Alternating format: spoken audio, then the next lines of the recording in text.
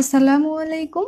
আমাদের ঘরে থাকে এরকম সাধারণ মশলা দিয়ে গরুর মাংসের খুবই মজাদার একটি রেসিপি আপনাদের সাথে শেয়ার করব। আমার আজকের রেসিপি দেখে নতুন রাঁধুনিরা তো উপকৃত হবেনই, সেই সাথে পুরাতন রাঁধুনি যারা আছেন তাদের কাছেও আজকের গরুর মাংসের রেসিপি অনেক ভালো লাগবে। খুবই সহজভাবে কম উপকরণে রেসিপিটি শেয়ার করার চেষ্টা করেছি। আশা করি আপনাদের কাছে অনেক ভালো লাগবে। চলুন তাহলে শুরু করি। আজকের রেসিপির জন্য আমি নিয়েছি চর্বি এবং হাড় সহ হাফ কেজি গরুর মাংস। আমি প্রথমে মাংসগুলো খুব ভালোভাবে পরিষ্কার করে ধুয়ে নিয়েছি।